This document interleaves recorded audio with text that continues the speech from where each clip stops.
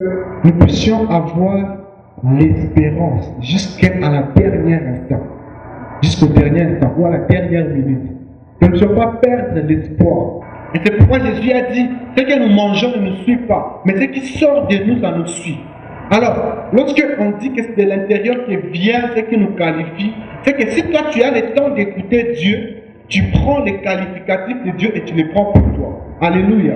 Mais lorsque tu n'as pas le temps pour écouter Dieu, jamais tu ne seras pareil à lui. C'est pourquoi il est en train de dire, celui qui croit en moi, les fleuves d'eau couleront de lui. Pourquoi les fleuves d'eau couleront de lui? Parce que c'est lui l'eau de vie. Lorsque tu entends l'eau de vie et l'eau de vie entre en toi, tu ne peux que jaillir des fleuves d'eau. Alléluia. Alléluia. Je vais parler maintenant de pourquoi il faut entendre la parole de Dieu pour développer la foi. Plus tu entends la parole de Dieu, plus tu as la foi en Dieu. Mais comment ça se passe? Il y a une version qui le dit en anglais, la foi vient de ce qu'on entend, ce qu'on entend, ce qu'on entend. On insiste sur ce qu'on entend. Et puis on dit ce qu'on entend, c'est la parole de Dieu. Pourquoi la foi vient de ce qu'on entend plusieurs fois? Parce que quand tu écoutes quelqu'un pour la première fois, tu n'as pas directement la confiance en cette personne. Mais lorsque tu as plaisir à écouter cette personne, tu développes la confiance dans cette personne. C'est pourquoi ce mercredi, j'aimerais que nous puissions développer ce bon thème qui dit l'attachement à Dieu, développeur de notre foi. Est-ce que tu me suis bien? Hein? Qu'est-ce que tu as compris par ça? L'attachement à Dieu, développeur de notre foi. L'attachement à Dieu, développeur de notre foi. Qu'est-ce que tu entends par là?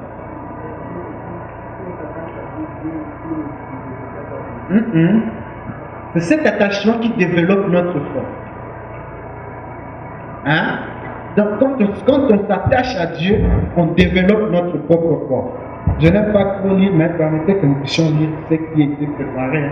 Je suis fini chez ça, vous êtes riche. Alors pourquoi s'attacher à Dieu afin de développer la foi? Parce qu'elle vient de ce qu'on entend. Et dans Jean chapitre 15, verset 1 à 7, Jésus est en train de montrer, il dit, vous ne pouvez rien sans moi. Il faut que vous restiez attachés à moi. Il faut que tout ça, tout ce que Jésus était en train d'enseigner là-bas, ça s'appelle l'attachement à Dieu. Pourquoi Jésus enseignait aux disciples l'attachement à Dieu pour que les disciples puissent faire quelque chose? Parce que la démonstration de ce qu'on ne voit pas commence par voir au-delà de ce que nous voyons. Alléluia. Et nous, comme des disciples de Christ, nous ne pouvons pas voir au-delà de ce que nous voyons si nous ne sommes pas attachés à celui qui nous permet de voir. Est-ce qu'on s'entend bien? Alors, l'attachement à Dieu, ça développe notre foi de quelle manière? Lorsque tu es attaché à Dieu, tu passes tout ton temps avec Dieu. Alléluia. Lorsque tu es attaché à Dieu, tu passes tout ton temps à l'écouter. C'est pourquoi la foi vient de ce qu'on entend. Alors, ce qu'on entend, c'est la parole de Dieu. Comment on va écouter la parole de Dieu? De plusieurs manières.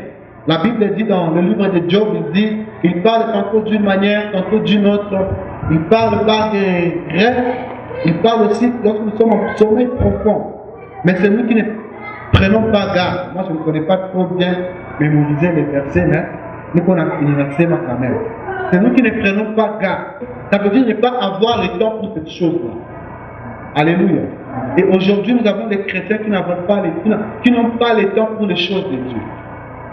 Les chrétiens qui n'ont pas les choses, qui n'ont pas le temps pour manifester Dieu. Alors, la démonstration des choses que l'on ne voit pas commence par l'attachement à un Dieu qu'on ne voit pas. Alléluia. Alléluia. Et comment on s'attache à Dieu? Plusieurs manières. Jésus lui-même s'est attaché à Dieu. 40 jours en train de le chercher, retraite. Il est Dieu, mais il est parti chercher Dieu. Jésus. Qu'est-ce que tu veux nous enseigner par là? Je me rappelle la première fois quand je parlais de l'attachement à Dieu comme clé de la foi. J'étais en train de dire aux gens, la plupart des choses que Jésus avait faites sur cette terre, il n'avait pas fait pour nous. Il avait fait pour nous laisser quelque chose, la base sur laquelle nous allons bâtir aussi notre vie chrétienne. Pourquoi Jésus est parti 40 jours dans les montagnes prier, chercher Dieu? Et pourtant l'Esprit de Dieu était déjà en lui et Dieu l'avait déjà témoigné. Parce qu'il voulait nous apprendre qu'il y a une autre dimension de la vie chrétienne qu'on ne peut pas atteindre si on n'est pas consacré à Dieu. Je réponds. Il y a une autre dimension de la vie chrétienne qu'on ne peut pas atteindre si on n'a pas une vie consacrée à Dieu. Et une vie consacrée à Dieu, c'est une vie qui commence par penser à Dieu avant de penser à nous. Alléluia. Alléluia.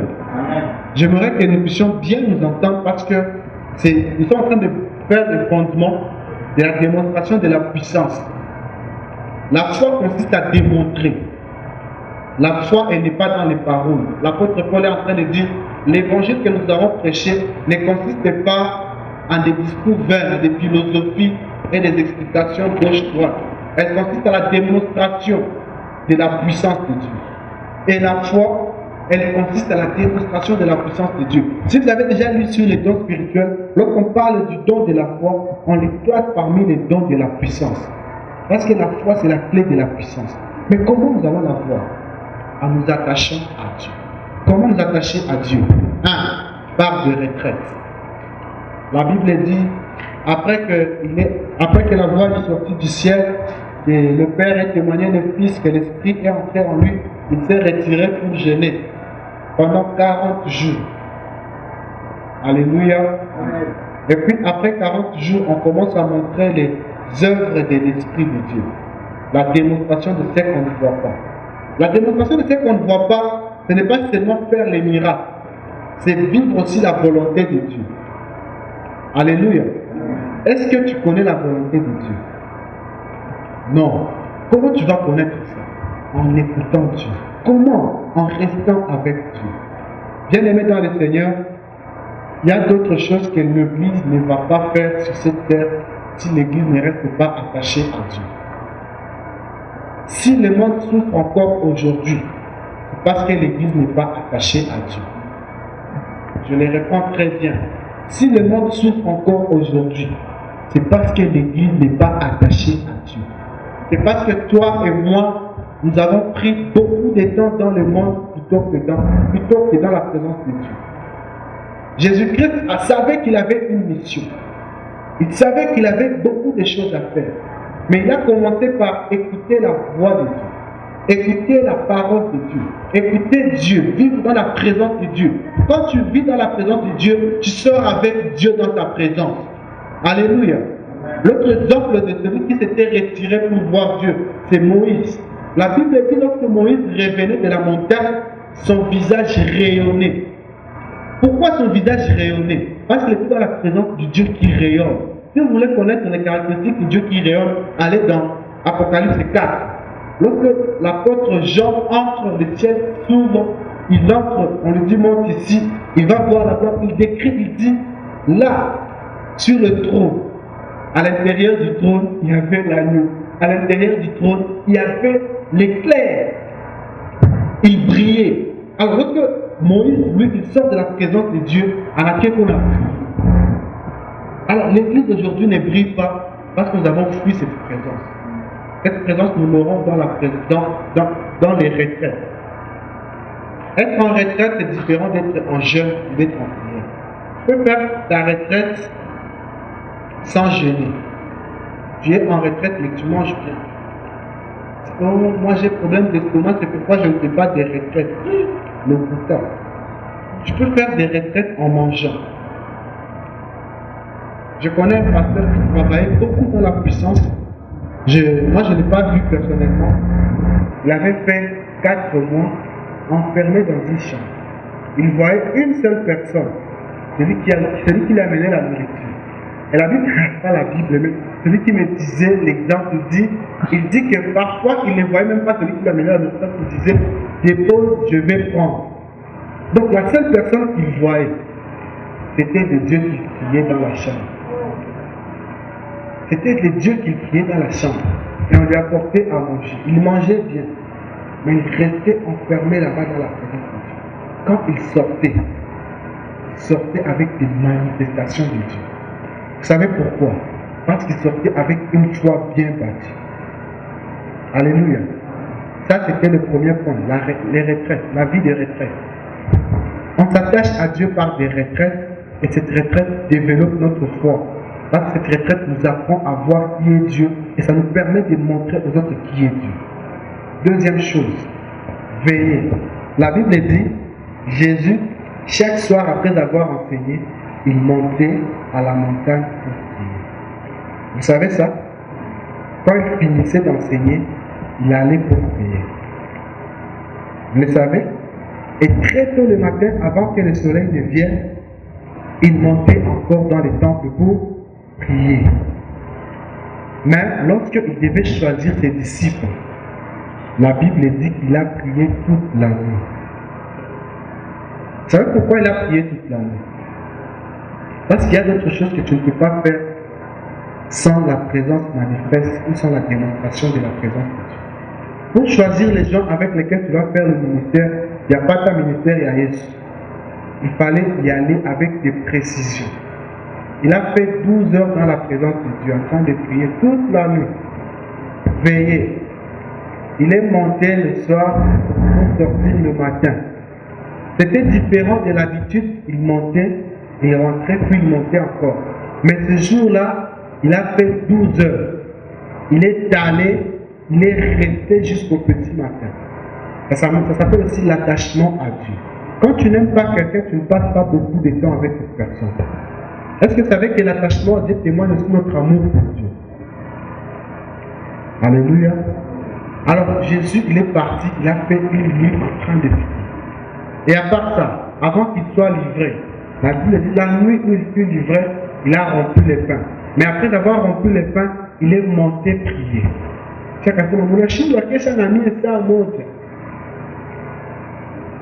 Hein? Il avait la vie de veiller, la vie de prière de nuit. Est-ce que tu pries la nuit? Ou bien tu dors? Bon sommeil, concentration. Tu dois apprendre à faire des veillées de prière. Alléluia. Alléluia. Jésus, il faisait aussi des jeûnes. Amen. Il faisait des jeûnes. Comment il faisait des jeûnes? La Bible dit, il a fait 40 jours sans manger ni boire. Il s'est retiré, mais il a jeûné aussi. Mais les chrétiens aujourd'hui, ils ne savent plus jeûner.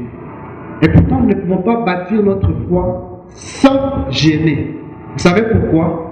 Lorsque nous jeûnons, nous bâtissons notre intérieur. Nous bâtissons notre esprit. Alléluia.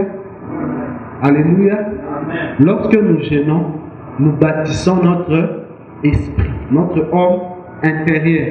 Et j'ai un jour assisté à une prédication où un pasteur est en train de dire, si on te donne deux chiens, un chien noir et un chien blanc, et on te dit lequel de ces deux chiens est plus fort, il faut demander seulement une semaine. Tu prends les chiens, tu commences à nourrir. Et si tu veux que les chiens blancs soient forts, tu nourris beaucoup les chiens blancs. Pendant une semaine, ils mangent la viande, oui, je mange. Et les chiens noirs, tu les laisses affaler. Et puis après cette semaine-là, tu relâches les chiens. Les chiens blancs vont battre les chiens noirs, tu diras, les chiens blancs est fort. Et c'est la même chose avec nous les chrétiens. Si tu veux avoir une vie spirituelle de démonstration de la présence de Dieu, ou de la puissance de Dieu, il faut nourrir ton esprit. Alléluia. L'église aujourd'hui nourrit le corps plus que l'esprit. Amen. Alors lorsque nous jeûnons, c'est l'apôtre Paul qui le dit bien, je crois que c'est dans Colossiens, le verset, il dit, lorsque nous jeûnons, lorsque nous périssons dans la chair, c'est pour que nous puissions fortifier l'esprit et que l'esprit de Dieu vienne vivifier ce qui est en nous. Vous voyez le verset là? Vous ne connaissez pas? Oui? Vous connaissez le verset? C'est Colossiens combien? Dans Colossiens, je vais vous donner le verset après. Il est en train d'expliquer le principe des jeûnes ou le principe de prière de nuit, le principe de se priver. Il dit c'est pour que la chair puisse mourir et que l'esprit puisse vivre. Alléluia. Lorsque nous avons les temps de jeûner, il faut prendre ce temps au sérieux. Tu veux que ta vie puisse être bien correcte. Prends le temps de travailler ton esprit. Et l'esprit, on le travaille lorsqu'on prive le corps. L'apôtre Paul l'a compris et il l'a dit clairement. Il dit lorsque nous jeûnons, nous gémissons dans ces temps. C'est pour que la vie puisse entrer. Afin que la loi de la mort toque, que la vie entre par l'esprit. La vie par l'esprit, nous l'avons dans la prière, dans les jeûnes, dans la privation. Parce qu'il précise, dit, lorsque nous souffrons, lorsque nous gémissons dans ce corps. Écoutez, il faut que jeûner et faire souffrir un gars de terre. Parfois, il faut accepter de souffrir quand tu gênes. Ce n'est pas moi qui le dis. C'est l'apôtre Paul qui dit. Lorsque nous gémissons dans ce temps, en état de temps, ça qu'on a gémi les oumous, c'est pour que l'esprit de vie, il était aux humains, il touchait Maout. La chair, c'est la mort. Parce que c'est la chair qui nous amène au péché. Mais l'église d'aujourd'hui est beaucoup attachée à la chair qu'à Christ. Beaucoup attachée à la chair qu'à la vie spirituelle. Alors nous cherchons la vie spirituelle auprès des autres. Ah, le frère n'est pas spirituel, hein? Est-ce que toi tu l'es? Ah, vraiment, cette chantre n'est pas spirituelle, hein? Est-ce que toi tu l'es? Alléluia. Est-ce que vous savez pourquoi, lorsqu'ils étaient réunis dans la chambre haute, l'Esprit est venu? La Bible dit qu'ils étaient d'un commun accord. Et un peu plus de quoi qu'ils étaient enfermés dans les lieux hauts, dans les lieux élevés, dans la chambre haute. Ils étaient enfermés dans la chambre haute. Ils étaient là pendant longtemps. Les processus, ils suivaient ça ensemble. Mais aujourd'hui, vous verrez l'église, nous sommes en 40 jours de prière, mais il y a 12 qui jeûnent, il y a 2 qui ne jeûnent pas, et 4 qui jeûnent et qui ne jeûnent pas. En tout cas, on n'a pas moins. L'unité là dans les jeunes n'est pas. Il y a d'autres choses qui viendront avec l'unité. Ce n'est pas là que nous sommes. Mais je voudrais juste rappeler que la puissance, elle vient lorsque l'esprit devient fort que la chair. Alors l'esprit devient fort avec le jeûne. L'autre chose que Jésus faisait, la Bible dit qu'il priait. Il avait une vie de prière. La vie de prière de Christ est incontestable. Parce que tout ce qu'il faisait avant de le faire, il devait prier. Hein? Quand il veut partir, il veut recommander les disciples à Dieu. Et l'écoute de Dieu. Si tu veux avoir une foi stable et bien posée, il faut écouter la parole de Dieu, il faut méditer la parole de Dieu. Alléluia. Amen. Il faut avoir une vie de discipline quand tu veux écouter la parole de Dieu, quand tu veux méditer la parole de Dieu. Aujourd'hui, les chrétiens, ils veulent faire les exploits, mais ils ne veulent pas avoir la vie de discipline. Vous savez pourquoi les gens qui travaillent pour le diable, ils croient que le diable va faire tout ce qu'il leur a promis. Parce qu'ils ont la discipline dans ce qu'on leur dit. Wakimwambia utakuwa na zero anachungulia mwene tundu pale hivi. Analamtaka kila siku zero anachungulia mwene tundu. Mais nous les chrétiens n'avons pas la discipline dans les choses de Dieu. Et aujourd'hui, je vais parler de la discipline de la lecture et de la méditation. Vous savez pourquoi l'église, pour un problème, il y a mine. On n'est pas discipliné dans ces choses. Ta vie de prière n'est pas disciplinée. Or, la discipline n'a jamais été facile. La discipline n'a jamais été facile. La discipline, c'est que tu es contraint de faire quelque chose. Même si tu ne l'aimes pas, tu le fais. Mais David, lui, il a eu pitié de nous dire, l'homme qui prend plaisir à méditer la loi de Dieu. Alors, pour que ta discipline ne soit pas amère, il faut aimer cette loi de Dieu. Alléluia. Amen. Alléluia. Amen. la discipline de la lecture et de la méditation. Il faut avoir une heure fixe de la lecture, une heure fixe de la méditation. Quand est-ce que tu médites? Je partageais avec le pasteur, je disais, j'avais beaucoup de questions dans ma tête, je ne comprenais pas comment ça allait. Je commençais à me dire, pourquoi c'est une dernière dans la décision à prendre? Et puis une sœur avec qui on priait, elle est là à Kinshasa actuellement, elle me fait un vote, elle me dit, frère, j'ai rêvé de toi, Dieu me montrait toi, et puis il m'a dit, et je te dis, frère, notre rendez-vous, 5 heures. Et moi, je n'ai pas compris ça veut dire quoi, mais je me suis dit, je vais te dire quand même. Quand on a parlé, je me suis vite rappelé, j'ai perdu la discipline de 5 heures. J'ai repris la discipline. Et là, Dieu m'a donné d'autres directives. Je puis reprendre pendant 6 mois, 10 mois, 20 mois. J'ai seulement compris que j'ai perdu les bonnes habitudes et j'ai repris. J'aimerais dire à quelqu'un, lorsque tu as une vie disciplinée à écouter Dieu par la parole, par la méditation, ta vie, il va commencer à arriver.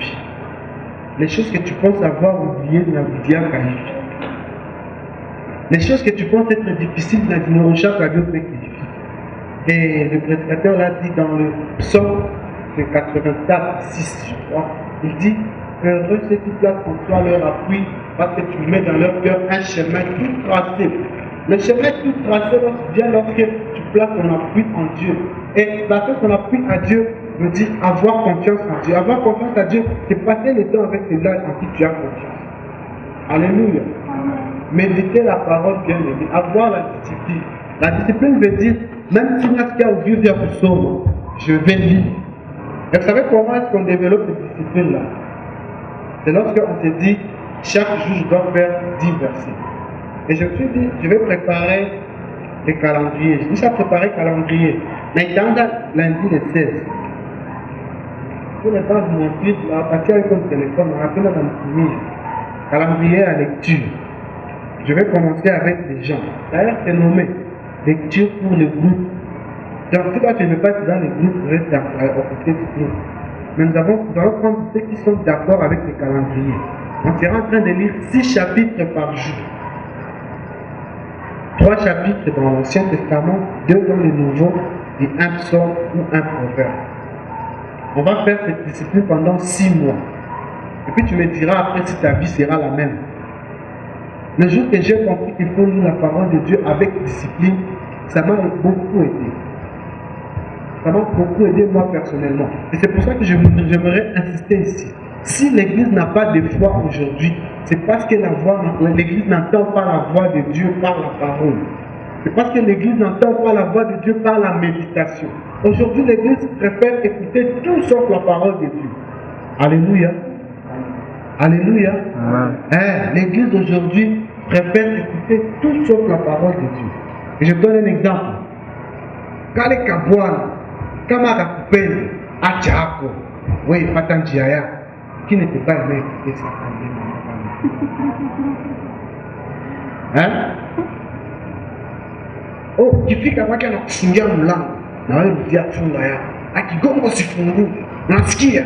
Alikupatia hekima leo. Maneno ya Mungu gani nasema vile? L'Église est beaucoup concentrée sur ce genre de choses-là. Je ne critique pas ceux qui prêchent comme ça. Mais je critique les enfants de Dieu qui écoutent ça. On est d'écouter la parole de Dieu. Bien aimé, tu fais un psaume à une wajua leo bahubiri ni wako TikTok. Sana kama akifanya example ya mzuri yanasema je wafie wa kiama pata mavi. Kila prédication katapata wafie wa kiama. Vrai ou faux? Et puis toi qui viens chercher la voix de Dieu à l'église quand on va prêcher. Parce que comme on a mawazo de tout l'église. C'est là que vous verrez des gens qui ont la mawazo erronée. Des chrétiens avec des idées erronées. Parce qu'on n'a pas le temps de lire, de méditer. Ils sont d'accord avec moi lundi pour un marathon. On a été à un marathon. Pendant 6 mois, nous allons lire avec moi la méditation et la lecture de la parole. Pendant 6 mois. Chaque soir, nous serons en train de discuter sur ce que nous avons dit. Quand on a posé des questions, les scolaires ont posé des questions. Je vais libérer qui je partage avec toi. Pendant 6 mois, nous allons nous bâtir comme ça. Nous allons voir comment la foi sera solide. La foi vient de ce qu'on entend. Si tu n'as pas lu que Dieu a guéri les malades, tu ne croiras jamais que les malades peuvent être guéris. Et pourtant, aujourd'hui, on ne nous montre pas le Dieu qui guérit les malades, mais on nous montre le Dieu qui a besoin des offrandes. Hein? C'est ça les prédications d'aller. Ou qui t'aura 10 000. Non, il y a tout. Mais qui t'aura pas 10 000. Dans quelques jours, ça passe à 500 000. Pasteur. Tambien, nous allons Dieu. Tambien, nous l'avons dans la semaine Dieu. Alléluia. Alors, j'aimerais dire à quelqu'un, aussi longtemps que tu n'as pas le temps pour entendre Dieu par sa parole, il m'en a que ta foi tire. Le dimanche, nous allons développer la foi consiste à démontrer. Et nous allons faire le service à combien d'abord. On a fait la délivrance, on a démontré la foi hier et dans les jours qui passent. Mais le dimanche, nous allons prier pour des malades. Appelez les malades. Si vous croyez que pendant ces 14 jours, on est en train de faire de bâtir notre foi, amenez les malades à la présence de Dieu. Les dimanches, ils vont rentrer guéris. Parce que la foi consiste à quoi? À démontrer. Alors, la méditation, elle te permet à te situer selon la parole de Dieu, de quoi tu es appelé. À force de lire la parole de Dieu, de méditer, tu sauras dans quel couloir Dieu t'a appelé. Unasikiliza? Ukikuwa unasoma sana itakusaidia kutoa kupokea yoko unafanya avec Dieu. Amen. Moi, quand je lis la parole et puis je vois, il guérit les lépreux. Guérison. Guérison. Pas de prendre ça, mais il guérit les lépreux. Je parle au gars, il guérit les lépreux. Ce n'est pas kawaida, non? Ni unafanyia pale. Je connais